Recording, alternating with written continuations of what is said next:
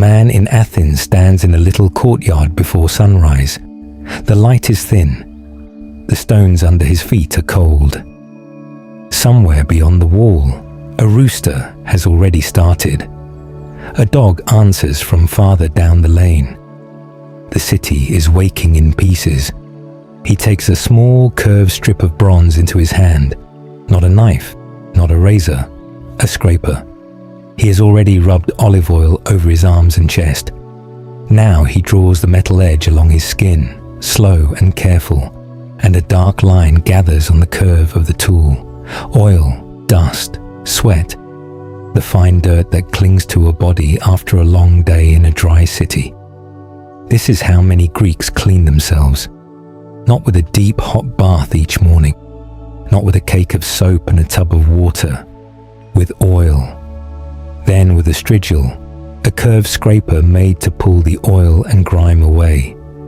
Bronze ones have been found across the Greek world, and ancient writers treat them as familiar things, especially in the world of the gymnasium and the athlete. That can sound odd to us. We are used to thinking of ancient Greece in bright, clean pictures. White stone, blue sea, marble men with smooth faces and sharp noses, wise talk in sunny courtyards, sandals that somehow never seem dusty. But the real Athens was not a statue. It was a city, a crowded one, a working one. A city of smoke and noise and ash and donkeys and fish guts and damp wool and oil lamps and bread crusts and hard floors and narrow doors. A city where people cooked, argued, sweated, hauled, bartered, mended, waited, and tried to get through another day. And that is where the true story begins. Not on the high rock of the Acropolis, where the temples look down in pale stone. Not in the speeches of generals, not even in the schools of philosophers. It begins lower down, in the streets around the Agora, in the quarter where ordinary people lived close to the market, close to work, close to noise, and close to one another. The word Agora meant gathering place. That is a calm sort of word for a place that was rarely calm. The Agora of Athens was a market, but not only a market. It was a meeting ground, a place of buying and selling, a place for lawsuits, gossip, shrines, tools, sandals, fish, politics, bread, rumor, and chance meetings. It sat below the Acropolis and became the beating center of the city. Archaeology there has uncovered law courts, workshops, public buildings, shrines, wells, drains, houses nearby, and the plain things that ordinary people used every day. By the middle of the 5th century BC, Athens was rich by the standards of its age, powerful at sea, and busy in ways that must have felt endless. The city and its port drew in grain, timber, pottery, slaves, metal, perfume, papyrus, and stories from far away. People came and went through its streets all the time. Citizens born in Athens, metics, the resident foreigners who lived and worked there but did not share full political rights, enslaved people whose labor supported homes, shops, workshops, and public life, sailors from the harbor, farmers from Attica, visitors from allied states, men on lawsuits, men on errands, boys carrying bundles, women with jars, everyone moving under the same dry light. The great name tied to this age is Pericles. His was the Athens of empire and building works. The Parthenon rose during his time. Public money and allied tribute fed the city's pride and stone. Later writers would remember this as a shining age.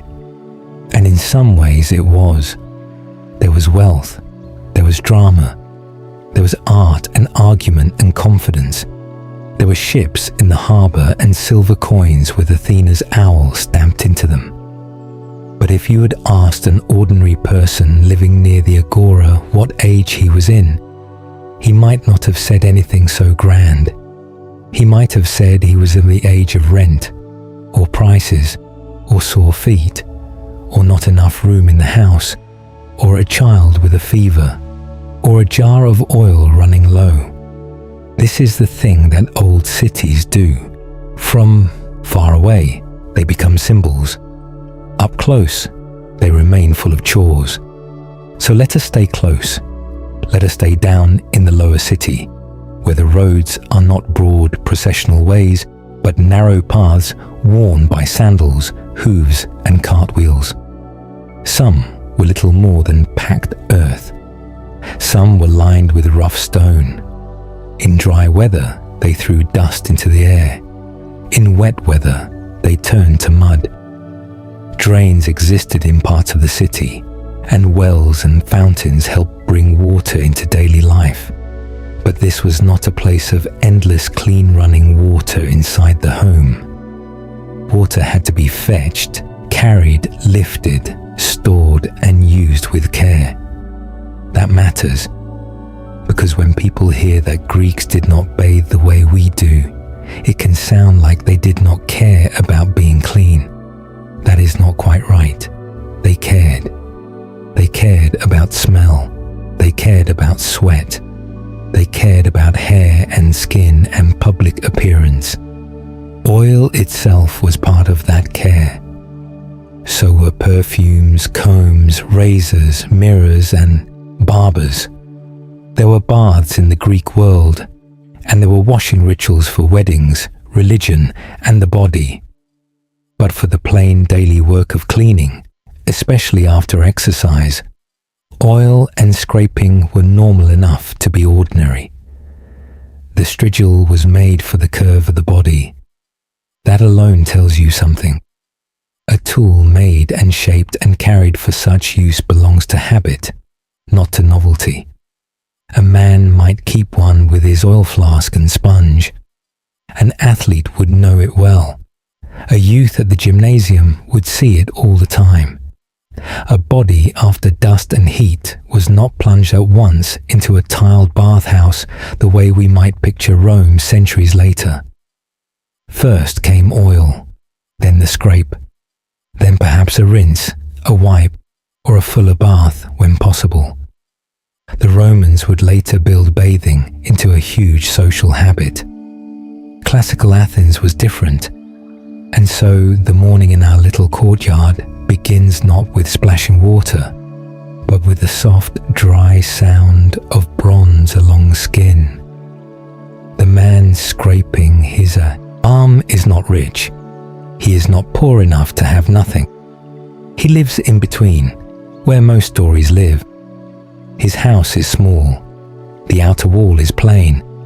If you passed it from the lane, you might not notice it at all. Greek houses did not usually show much to the street.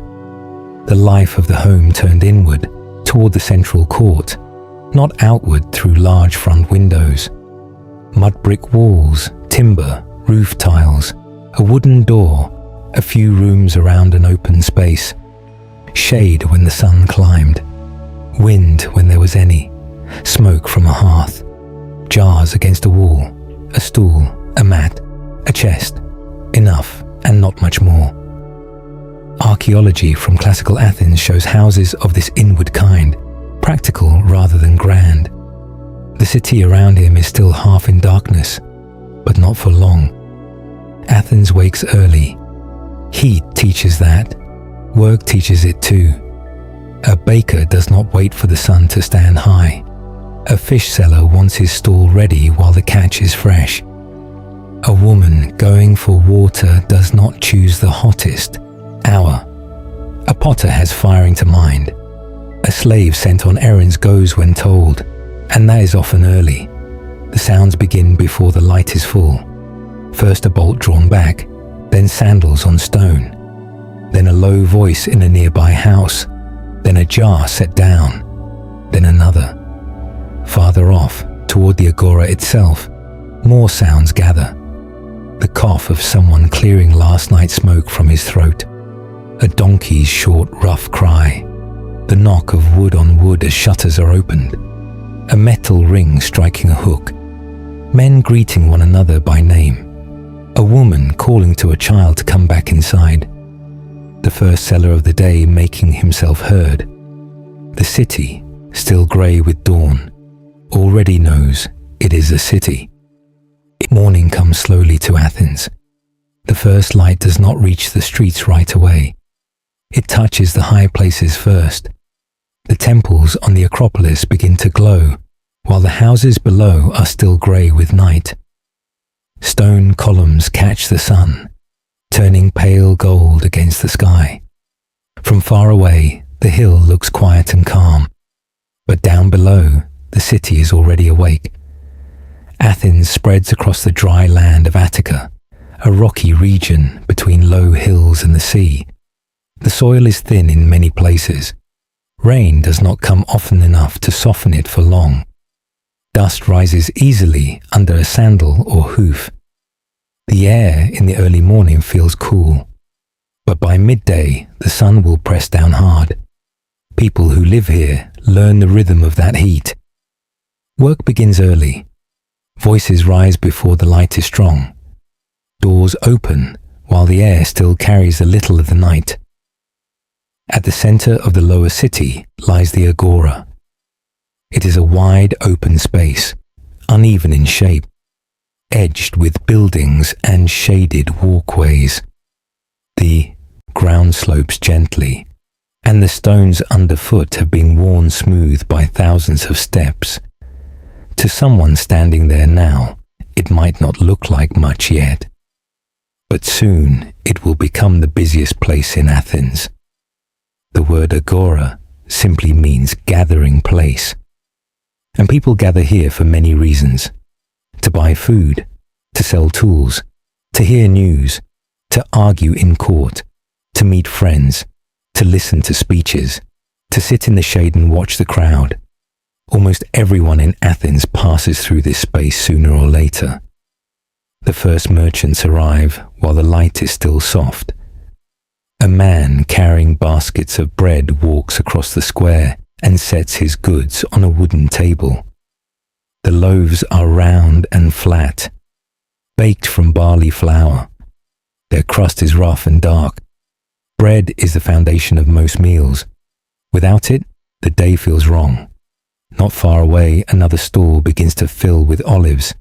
Green olives, black olives, some wrinkled and salty, some soaking in jars of brine. Olive trees cover the hills around Athens. Their branches twist slowly as they grow, and their silver leaves flicker in the wind. From these trees comes the thick oil that fills jars across the city. Oil flavors food. Oil burns in lamps. Oil softens leather. And oil cleans the skin. It is difficult to imagine Athens without olive oil. The smell of fish soon spreads through the air. A cart has arrived from the coast. Athens sits only a few miles inland from the sea, and the harbour of Piraeus connects the city to the wider world. Ships travel constantly between that harbour and the islands of the Aegean. Grain arrives there, wine, timber, and fresh fish. The fish seller lifts his catch onto a wooden board.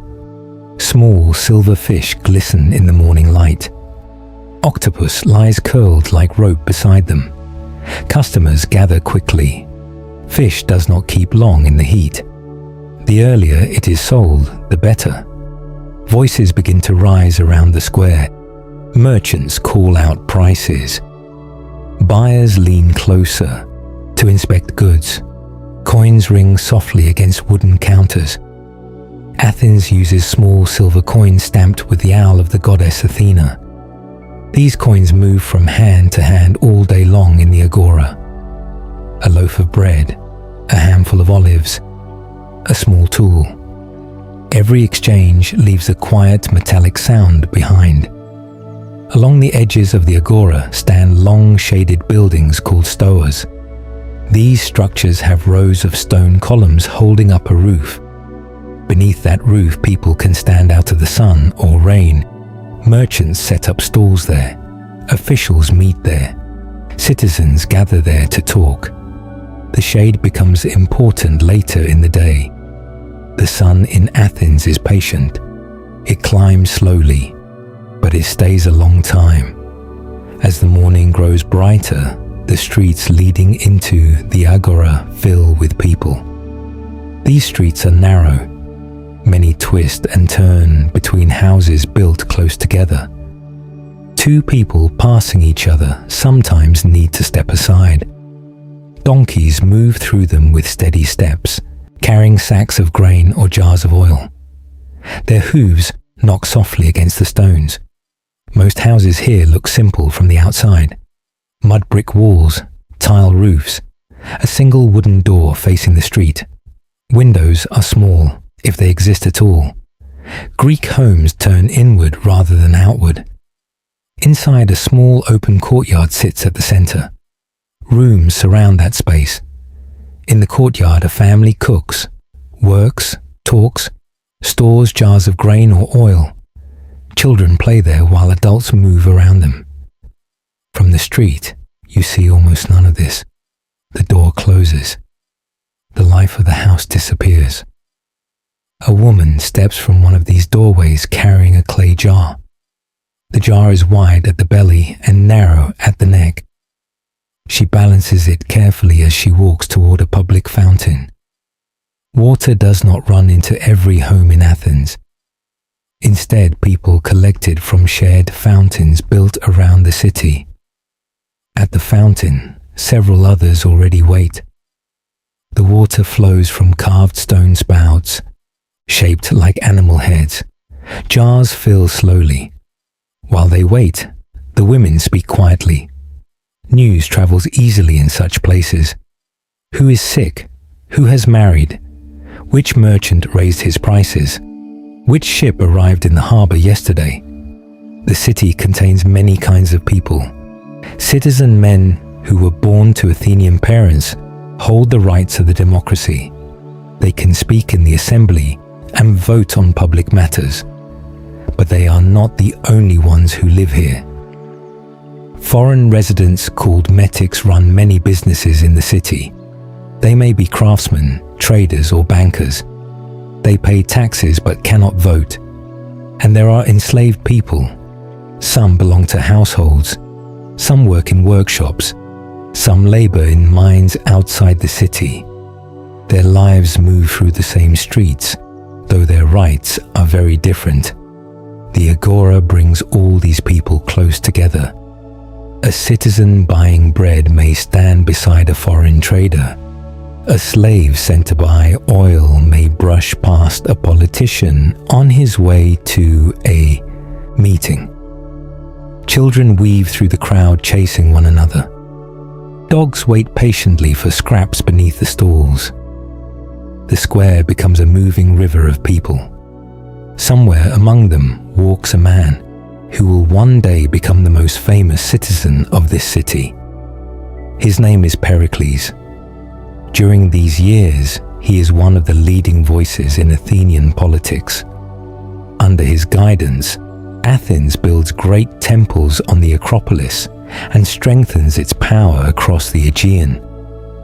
The marble buildings above the city rise during his lifetime. Yet even as those monuments take shape, the everyday life of the Agora continues unchanged below. Merchants still argue over prices. Children still chase dogs through the dust. Bread still bakes in small ovens behind plain walls. History often remembers the great buildings or the famous speeches, but most people living here will never stand inside those stories. They live in the quieter space around them. A potter shaping clay, a shoemaker stitching leather, a woman grinding grain into flour, a boy sent to fetch olives from the market. If quiet walks through the past like this help you unwind, a subscribe means more of them. Anyway, the morning crowd grows thicker now. A barber sets up a chair beneath a shaded stoa. Men sit while he trims their beards with careful hands. Nearby, a cook places strips of meat over a small charcoal fire. The smell drifts slowly across the square. A dog waits beneath the grill, hoping something will fall. In one corner of the Agora, groups of men begin to gather for conversation. Among them is a figure known to almost everyone who spends time in the market. Socrates. He moves slowly through the crowd, barefoot, wearing a simple cloak.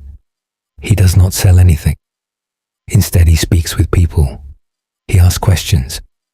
What is courage? What is justice? What makes a life good? Some listeners enjoy these conversations. Others grow impatient. But the Agora is full of such meetings.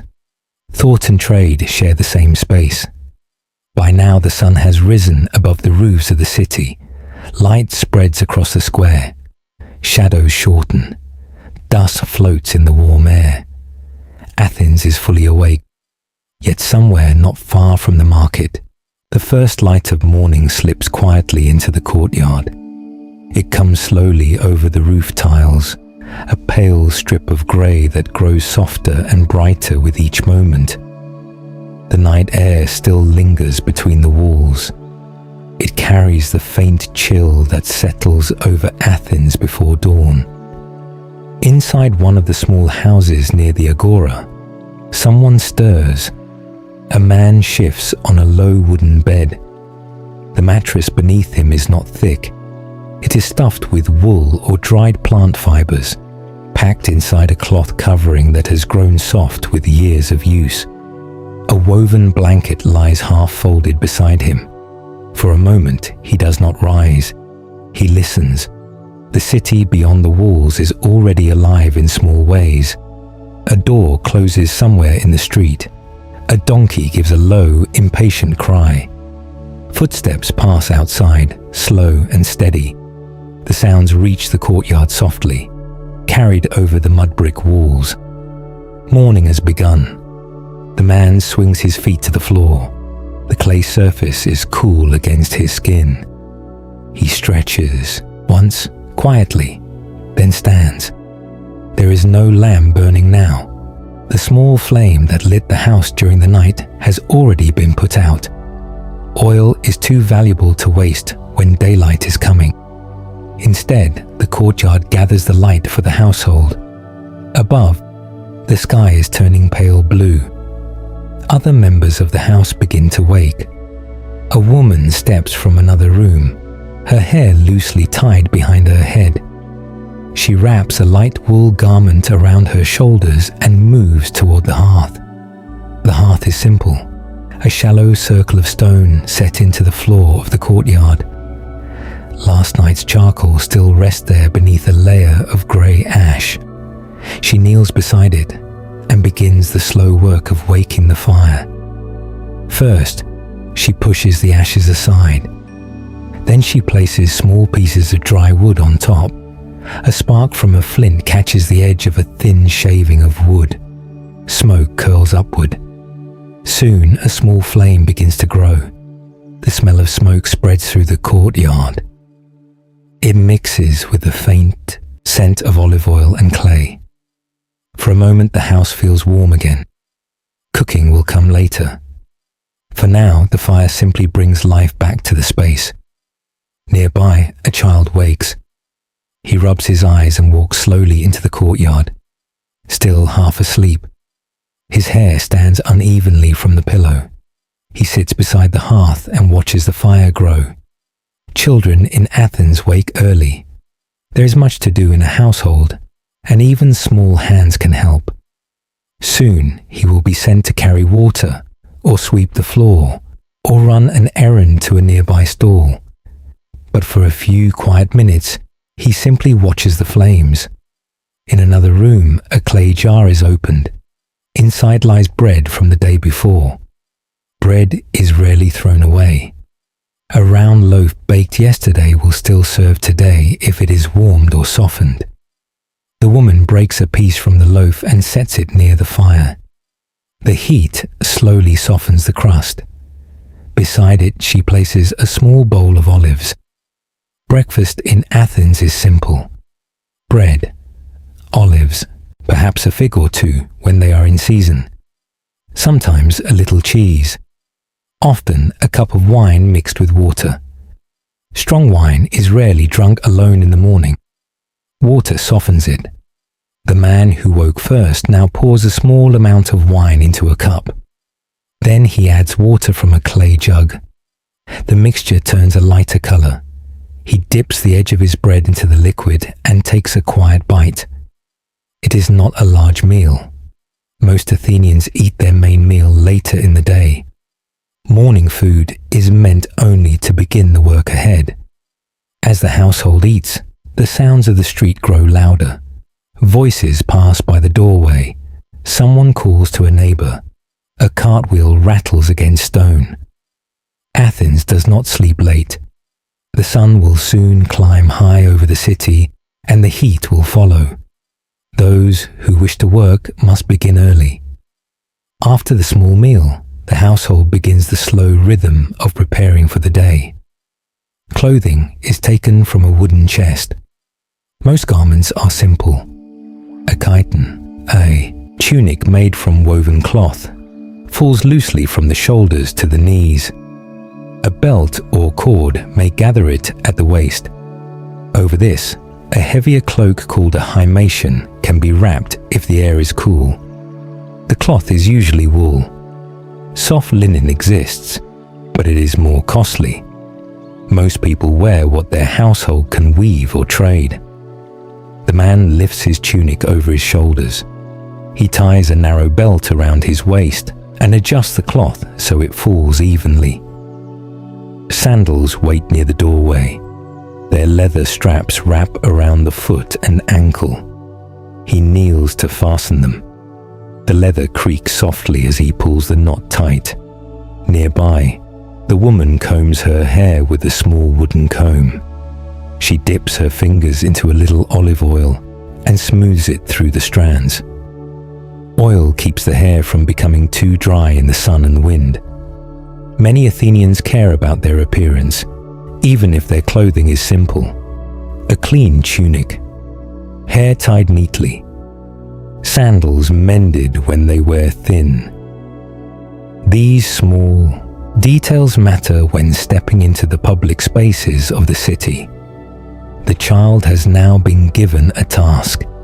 He lifts a clay jar almost as tall as his arm and carries it carefully toward the door. The jar is empty. It must be filled at the fountain nearby. He pushes the door open and steps into the narrow street. Morning light now reaches the ground. Outside, the neighborhood is fully awake. Several women walk toward the fountain with jars balanced against their hips.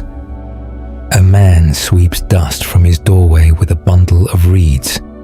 Another adjusts a wooden cart before pushing it slowly toward the Agora. The air smells of smoke, bread, and animals. At the fountain, the child waits his turn. Water pours from a carved stone spout shaped like the head of a lion. The stream is steady, but not fast. Each jar must fill slowly. While they wait, neighbors exchange small bits of news. Someone speaks of a ship that arrived in the harbor yesterday. Another mentions rising prices for grain. A third asks about a sick child in a nearby house. Morning conversations often begin here. The jar finally fills. The child lifts it with both hands and begins the careful walk home. Water sloshes gently inside. A spilled jar means another long wait at the fountain. He steps slowly. Back in the courtyard, the household prepares to leave. The man finishes tying his sandals. The woman gathers a basket that will hold small purchases from the market. The fire burns lower now, its first task complete. Soon it will be used again to cook the midday meal. Scenes like this, the hammer falls, a clean metallic tap, then another, then another. Inside a narrow workshop not far from the Agora, a bronze worker begins his day the same way he has for years. He holds a thin sheet of bronze against a curved stone. The hammer rises. Tap, turn, tap again. The metal slowly bends to the shape he wants, not quickly, never quickly. Bronze rewards patience. Outside the workshop, the Agora is already loud. Voices echo under the stone walkways. Merchants call to passing customers. Coins ring softly against wooden tables. Donkeys step carefully across the worn stones of the square. Morning trade is underway. For many Athenians, the day will follow a steady pattern. Open the shop, arrange the goods, wait for buyers, work while waiting, then work again. The leather worker 2 doors down is already cutting straps. His shop smells strongly of tanned hide. Strips of leather hang from pegs along the wall.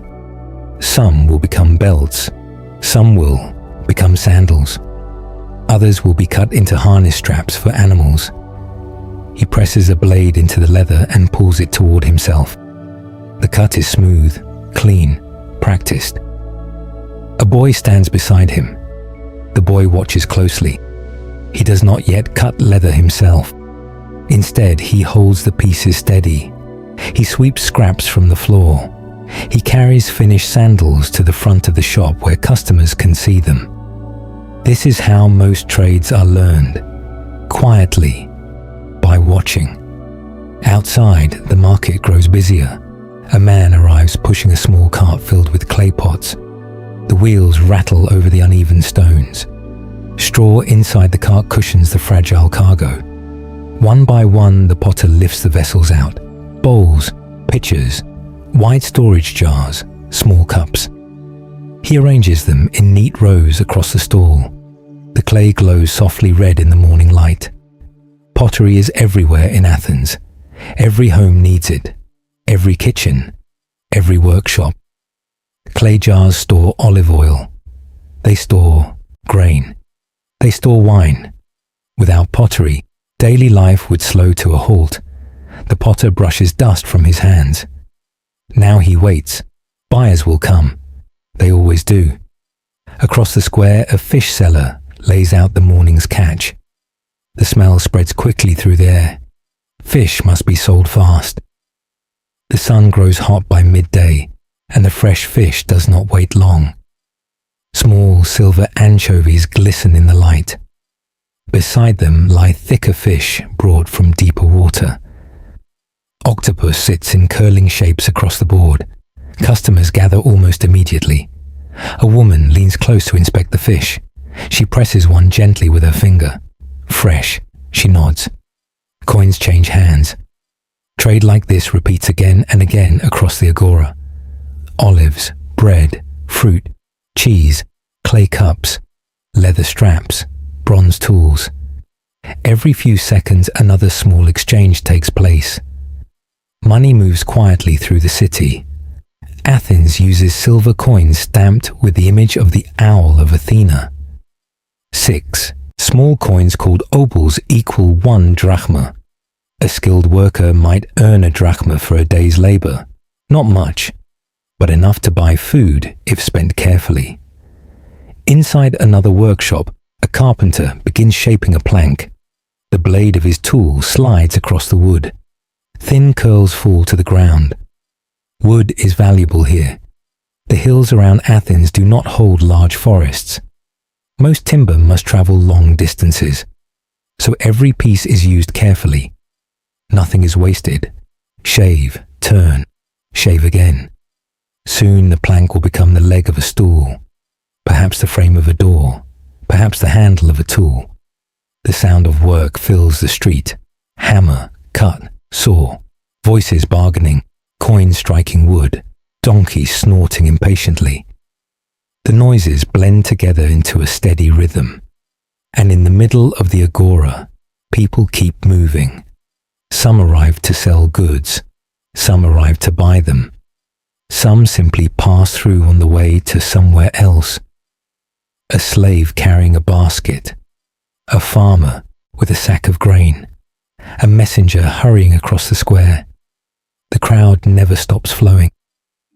Among the many merchants moving through the Agora today is a man named Cleon. Cleon is known as a leather merchant. His business deals in hides and leather goods, sandals, belts, harness straps, useful items that people buy often. At this moment, he is simply another trader in the busy market. But history will remember him differently. Cleon will later become a powerful voice in Athenian politics, a loud one, a controversial one. Yet his beginnings lie here, in trade, in the daily business of selling leather. This is not unusual in Athens. Politics and trade often mix. The Agora places citizens side by side every day. A man who speaks well in public may build influence among those he meets here. Reputation grows slowly, one conversation at a time. Nearby, another figure stands, talking quietly, with a group of listeners. Barefoot, plain cloak, calm voice. Socrates. He moves through the Agora almost every day. He does not sell goods, he sells questions. What is justice? What is courage? What makes a good life? The people listening sometimes smile, sometimes frown, but they stay. Even here, in the middle of work, thought continues. The marketplace holds both, trade and ideas. But most people in the Agora cannot spend long talking. Work calls them back.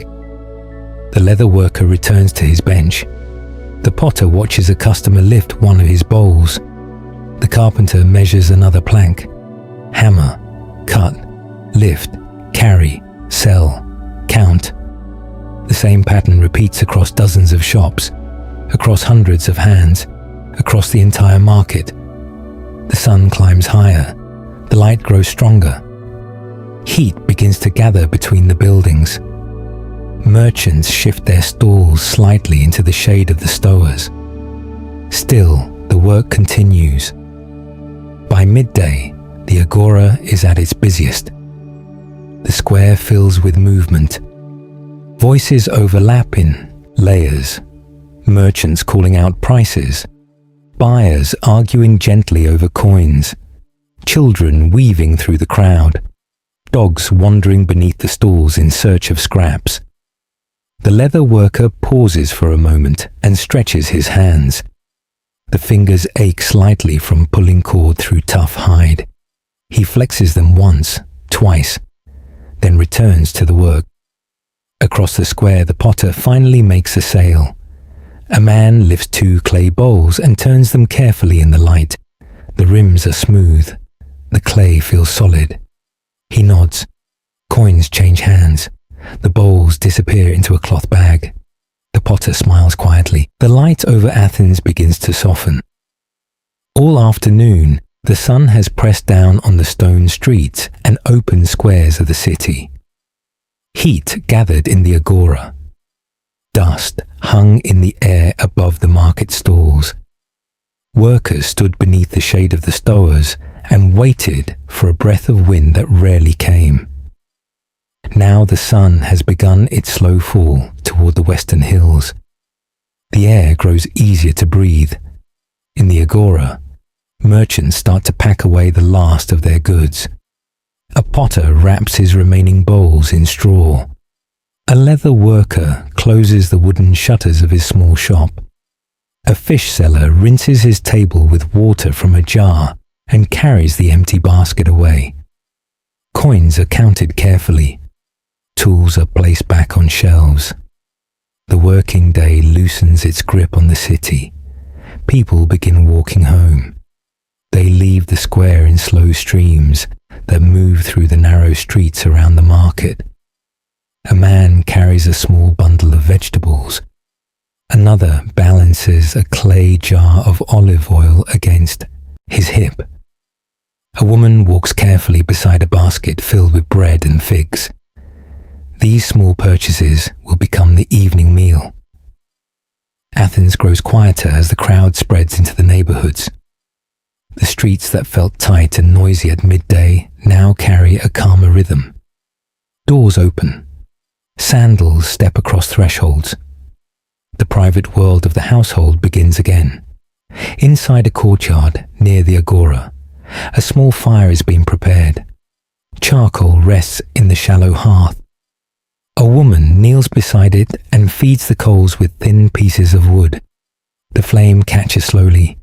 Smoke rises in a thin grey ribbon toward the open sky above the courtyard. Soon the fire grows steady. A clay pot is placed over the heat. Inside the pot are lentils, small brown seeds gathered from the countryside around Attica.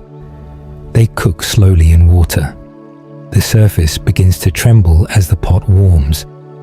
Soon the lentils will soften into a thick stew. Lentils are a common food in Athens.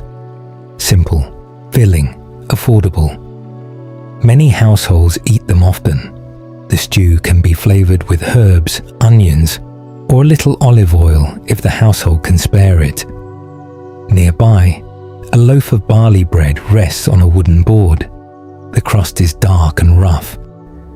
Barley is the grain most often used for bread in Athens. Wheat exists too, but wheat bread costs more. Barley fills the stomach well enough. The bread is cut into thick pieces. One slice is warmed beside the fire. Another is dipped lightly in olive oil. The oil glows gold in the fading sunlight.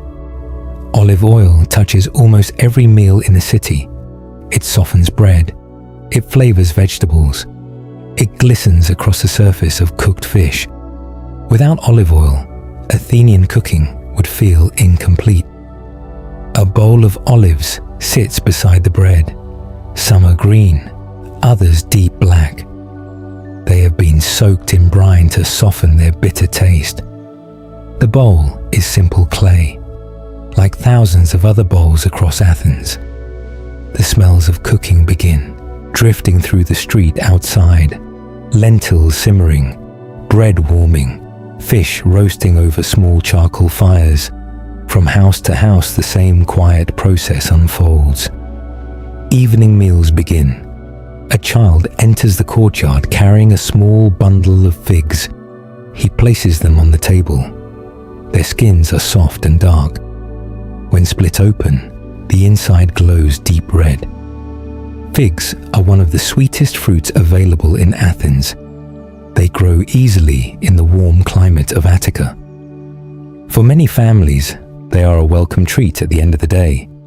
The pot of lentils begins to bubble gently. The woman lifts the lid and stirs. Steam rises. She adds a small splash of olive oil. The scent grows richer.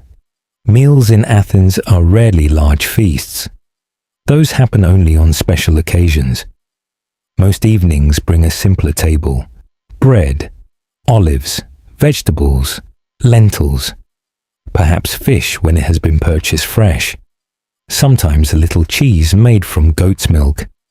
Enough to restore strength after the day's work. A man enters the courtyard and sits beside the table. His sandals are dusty from the street. He unties the leather straps and sets them aside. The cool stone floor feels good against his tired feet. Work in the Agora has been long today. He reaches for a cup. The cup is filled with wine, but the wine is not strong and dark as it first comes from the jar. Water has been added. The mixture is pale and gentle. In Athens, wine is almost always mixed with water. Drinking it unmixed is considered rough and careless. A common mixture is 3 parts water to 1 part wine. Enough flavor to enjoy, but not enough to cloud the mind. The man dips bread into the cup and eats quietly. The meal is simple, but it is welcome. Across the Greek world, writers sometimes speak about food and taste.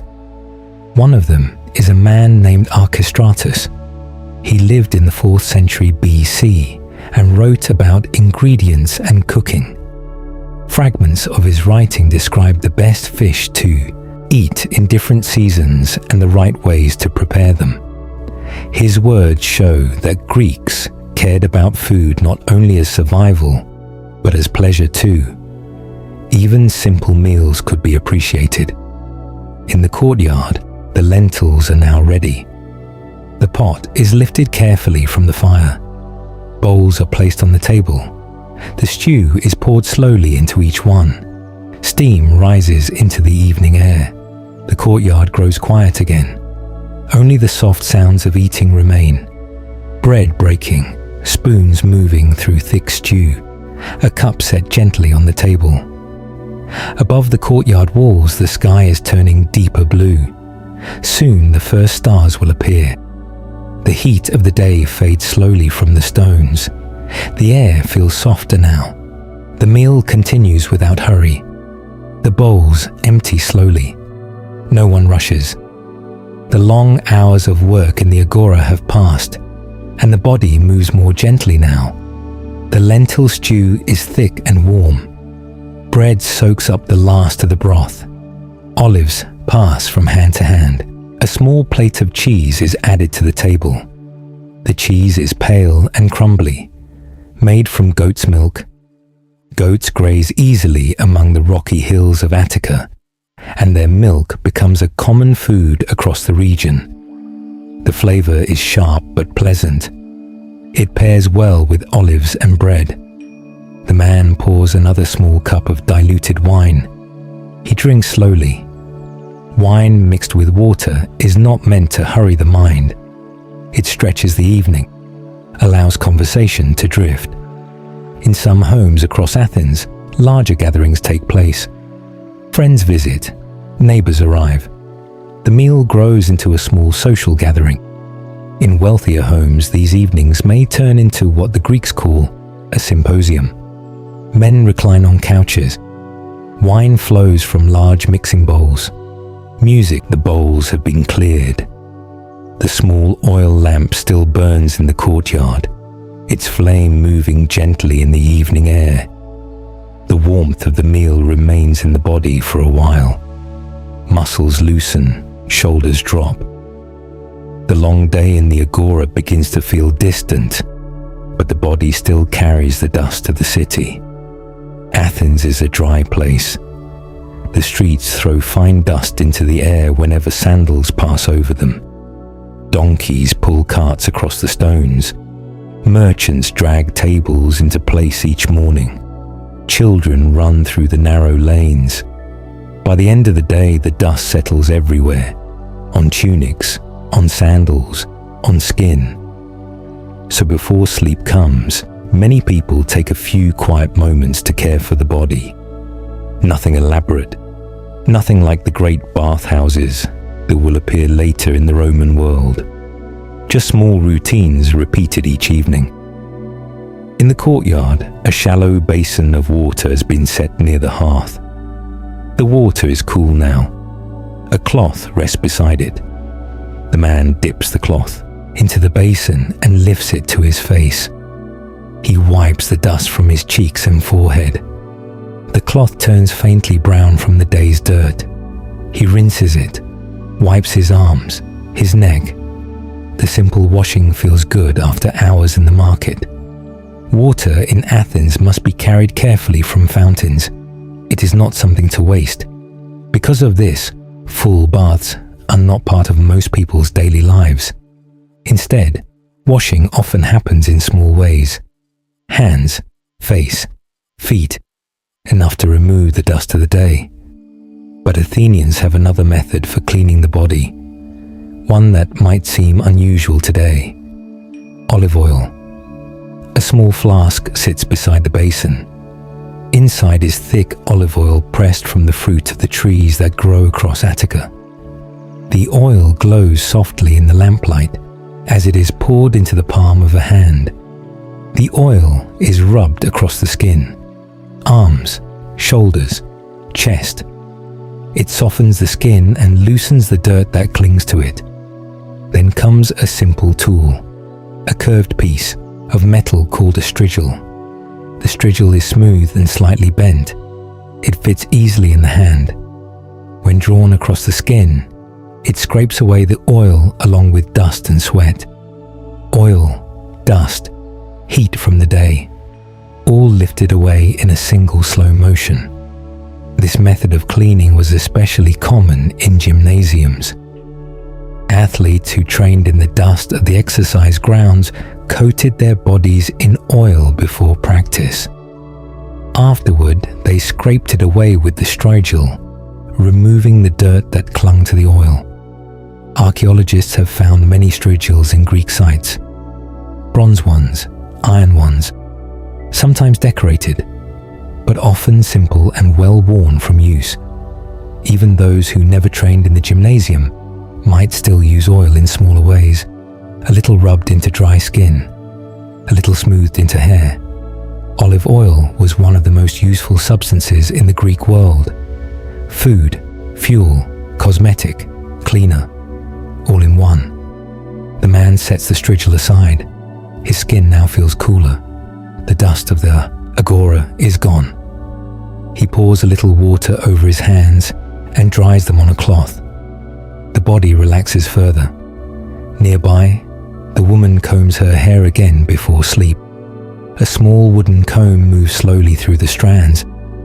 Hair in ancient Greece is often worn long, especially for women. Combing keeps it smooth and untangled after the wind and heat of the day. A little oil is rubbed into the ends. The hair shines faintly in the lamplight. Grooming tools in Athens are simple but familiar. Combs carved from wood or bone. Small mirrors made from polished bronze. Razors used to trim hair or beards. Tweezers. Tiny jars holding scented oils or perfumes. These objects appear often in graves and household remains uncovered by archaeologists. They remind us that people in the ancient world cared about appearance just as people do now.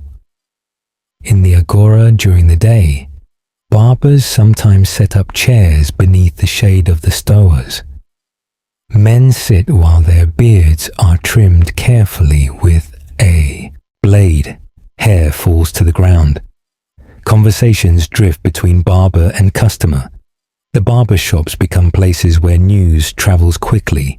Politics, prices, rumors about ships arriving in the harbor.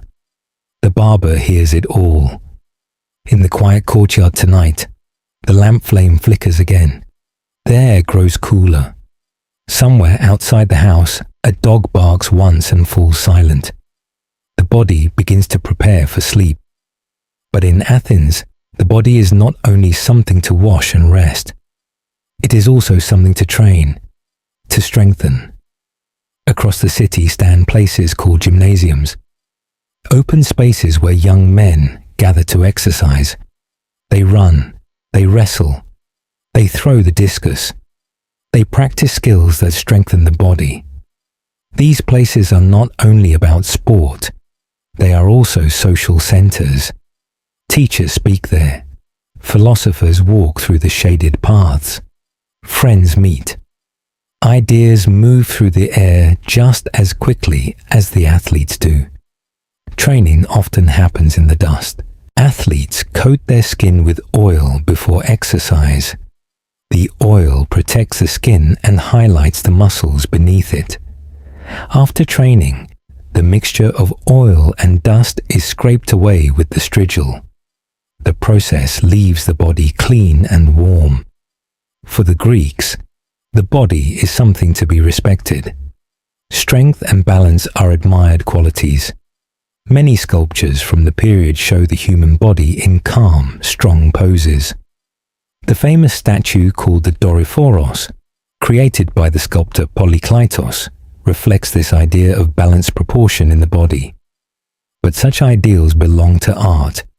Real bodies are simpler, tired, dusty, working bodies that spend long days standing in markets or walking the streets of the city.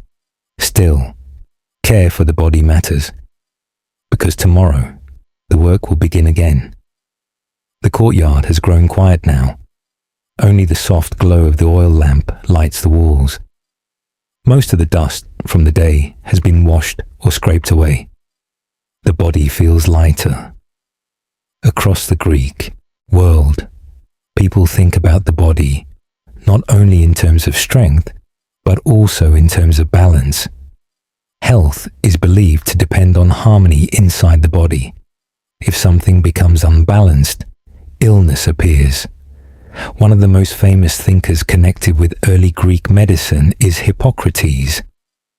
The oil lamp burns low in the courtyard. Its light is soft now.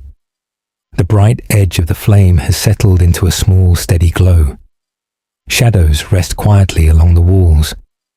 Outside, the narrow streets of Athens have grown calm. But inside the houses near the Agora, people are still awake. The work of the day has ended. The meal has been shared. The body has been washed and prepared for rest.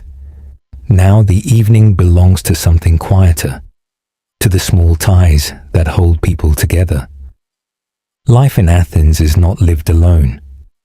Most people move through their days surrounded by family members, neighbors, friends, and household workers. The house itself gathers these lives together under one roof. At the center of many homes is the courtyard. During the day, it holds work and cooking. At night, it becomes a place for conversation.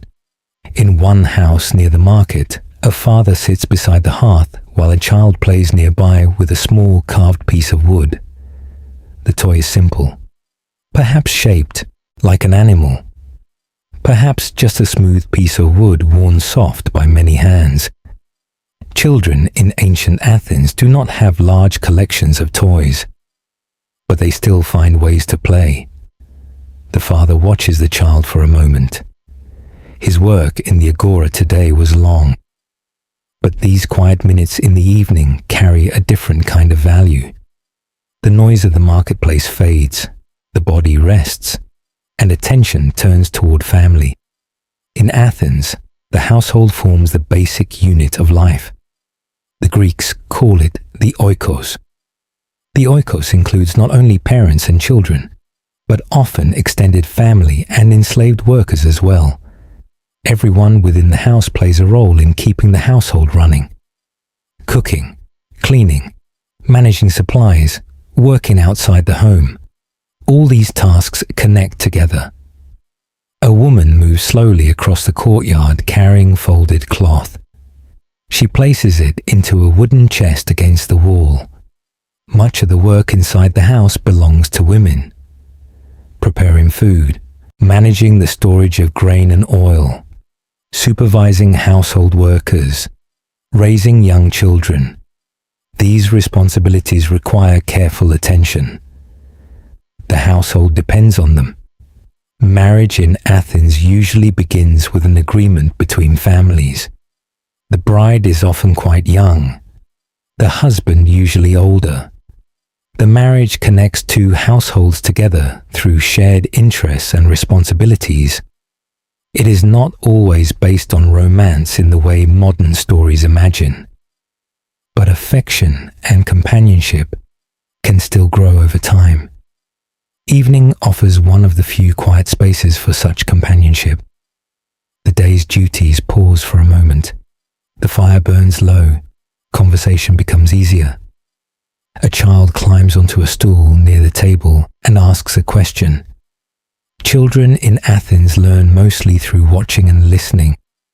Formal schooling exists for some boys, especially in wealthier families. They may learn reading, writing, music, and physical training. But much of education still happens inside the home. Children observe how adults work, how they speak, how they solve problems. These lessons stay with them long after childhood ends. Stories are sometimes told during these evening hours. Old myths about gods and heroes, the adventures of Odysseus, the strength of Heracles, the cleverness of Athena. These stories pass through generations by word of mouth long before they are written down. A parent tells them. A grandparent adds details. A neighbor remembers a different ending. Beyond the walls of the house, friendships continue in other parts of the city. Athens is famous for its gatherings. Men meet to talk about politics, philosophy, business, the affairs of the city. Sometimes these meetings take place in the Agora during the day. sometimes in private homes during the evening. One of the most famous social gatherings in Greek culture is the symposium. This word means drinking together. In wealthier homes, men recline on couches around a low table. Wine is mixed carefully with water in a large bowl. Music may be played, poetry recited. Conversation flows late into the night, but such events belong mostly to the richer households of the city.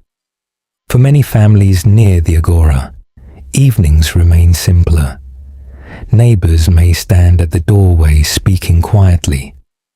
Friends pause in the street for a moment of conversation.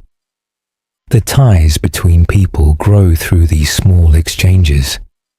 A figure known across Athens also moves through these conversations from time to time. Socrates. He often visits friends or former students in the evenings. His conversations do not always end when the sun sets. Questions about virtue, about friendship, about the good life. These topics continue into the night. Those who listen sometimes find themselves thinking about the answers long after Socrates has gone. Back in the quiet courtyard, the child has grown sleepy. His head rests against the side of the stool. The fire, in the hearth, has faded to red coals. The warmth still lingers, but the day is almost finished. Night settles over Athens. The heat of the day has finally left the stones. The narrow streets around the Agora are quiet now. Doors have been closed. Lamps burn softly behind the walls of homes. A dog crosses the empty square and disappears into a dark alley. Above the city, the sky opens wide. Stars begin to appear. For the people of Athens, the world is not empty under those stars. It is full of gods, full of unseen powers, full of small sacred moments woven quietly through ordinary life. Religion in Athens does not usually happen far away in special places. It happens at home, in streets, at doorways, in kitchens. Small acts of respect repeated each day. Inside many houses stands a tiny shrine. Sometimes it is only a small shelf built into the wall. Sometimes a clay figure stands upon it. A little dish for offerings may sit nearby. The shrine belongs to the household gods. These spirits guard the family and the home.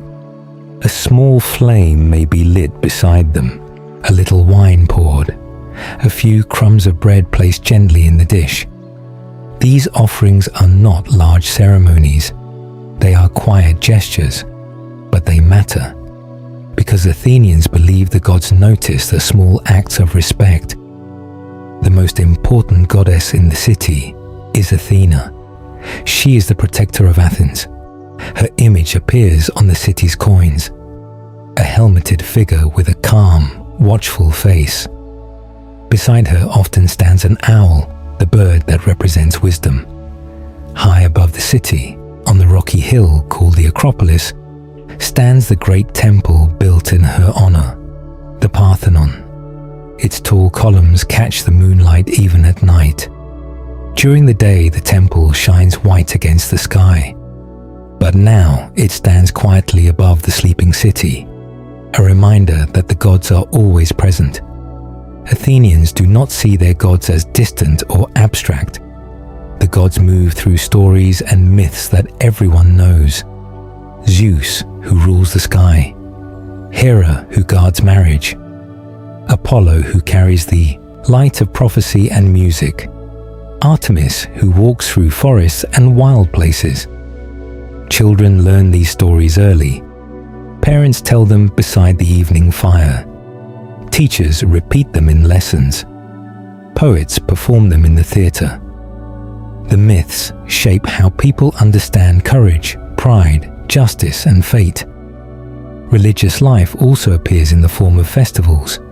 Athens celebrates many festivals during the year.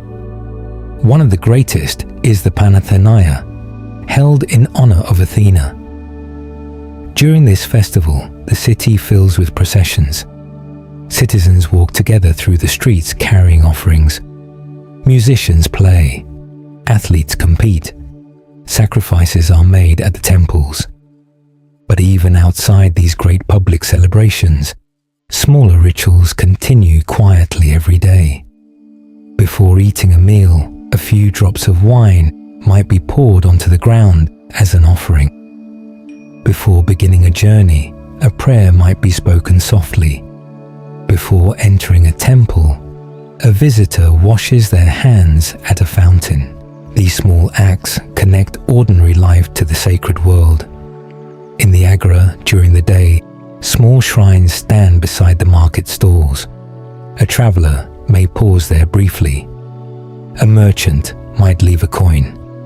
A passerby may touch the stone altar for good fortune. Trade and religion live side by side. Among the many Athenians who walk these streets is the philosopher Socrates. His views about the gods sometimes puzzle the people around him. He speaks often about inner guidance, about listening carefully to the voice of conscience. Some admire this way of thinking. Others worry that it challenges the traditional respect for the gods.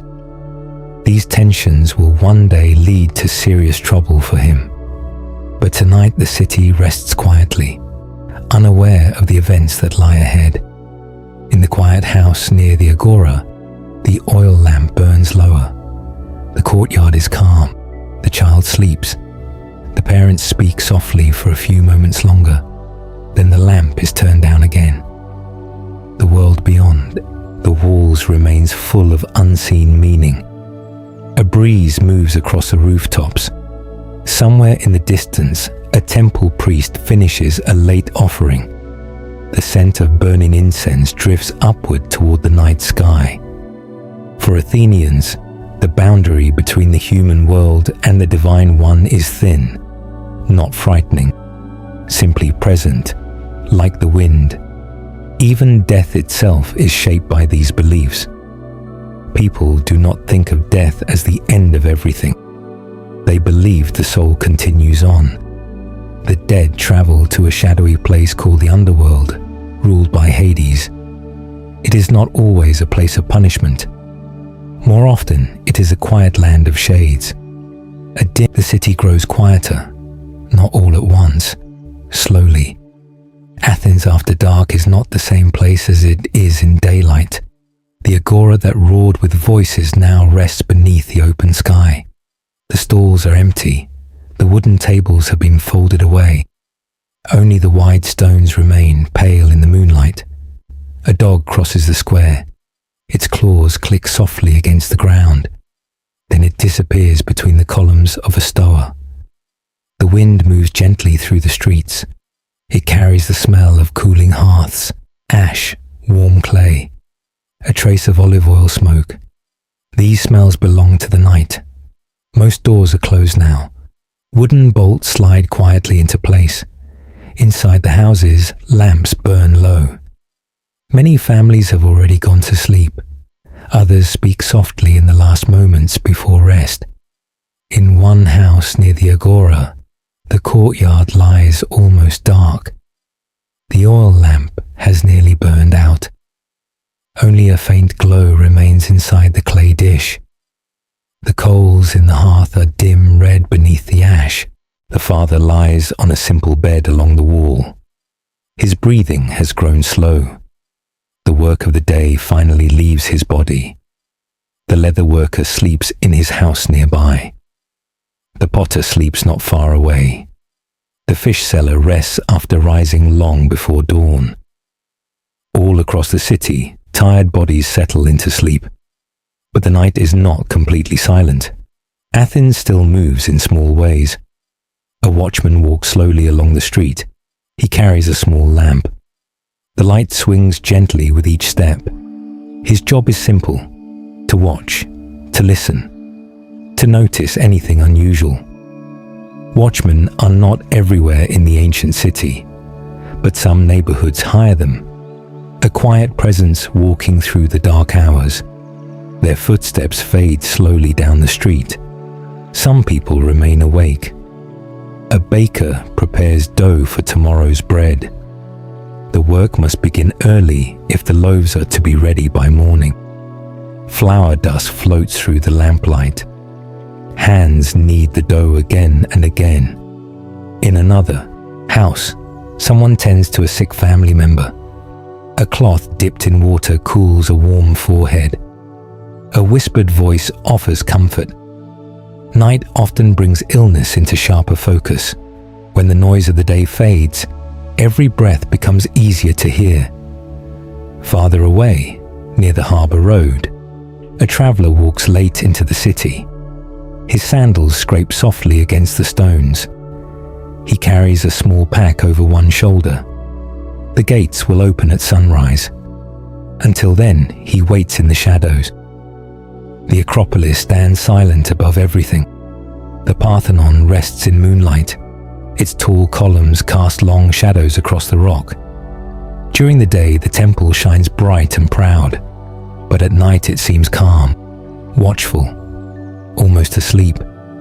Inside the temples, sacred fires burn slowly. Priests have completed the evening offerings. The statues of the gods stand quietly in the dark halls. Outside, the wind moves across the marble steps. Back in the lower city, a baby stirs in sleep. A mother wakes, briefly. She listens. The baby settles again. The mother closes her eyes. These small interruptions happen in every home. A stray cat slips along the edge of a wall. Its body moves like a shadow. Somewhere, a clay jar shifts slightly in the breeze. A wooden shutter taps softly against its frame. The stars move slowly across the sky. To the people of Athens, those stars are familiar guides. Farmers watch them when planting crops. Sailors follow them across dark water. Philosophers sometimes look up and wonder about their meaning. Tonight the stars simply shine, quiet, steady. Pause. Hours pass. The night deepens. The city sinks further into sleep. Inside the small house near the Agora, the last coal in the hearth fades.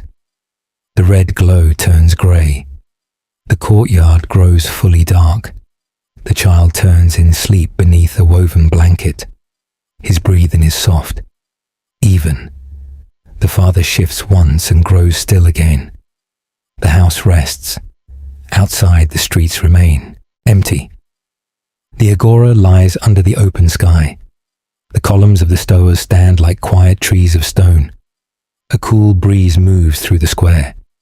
Dust lifts briefly, then settles again. Athens sleeps. And while it sleeps, the long story of the city pauses for a moment. No merchants calling. No coins striking wood. No hammer on bronze. Only the quiet breathing of thousands of sleeping people. The night continues its slow path, toward the final hours before dawn, toward the moment when the sky begins to pale again. But for now, the city rests in deep silence, and that silence settles gently over every roof, every street, every sleeping home.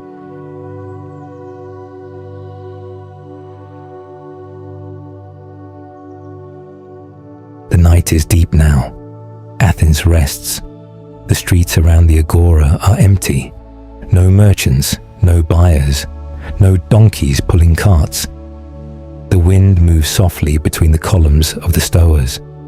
A loose piece of cloth stirs, then falls still again.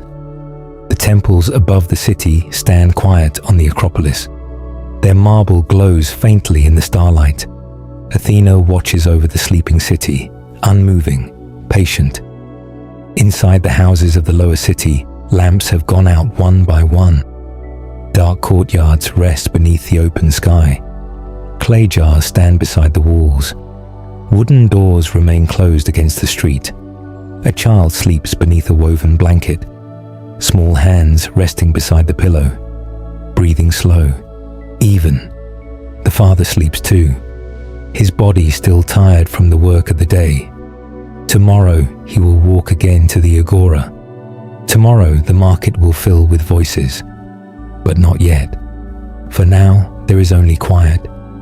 In another house, a clay lamp burns for a moment longer. The flame trembles. The oil inside the dish grows thin. The light grows smaller. Outside, the stars remain steady above Athens, the same stars that watched this city rise from stone, the same stars that shine above the sea and the hills of Attica. A breeze passes gently over the rooftops. It carries the smell of cooling earth, of ash, of distant olive trees. Somewhere far away, a dog barks once. Then silence returns. The night moves slowly, almost without sound. The Agora waits. The workshops wait. The clay pots stacked in their stalls wait. The leather straps, the bronze tools, the baskets of olives that will arrive again in the morning. Pause. Everything rests. The sky begins to change. Not quickly, just a faint light along the edge of the horizon. Dawn preparing itself far beyond the hills. Soon Athens will wake again. Doors will open. Fires will be lit. Water jars carried to the fountains. Voices will return to the Agora. But not yet. For this moment, the city remains in perfect stillness. 1,000 small homes breathing quietly in the dark. The lamp in the last courtyard flickers. Once, twice, then the flame goes out. Pause. The dark, the quiet, the sleeping city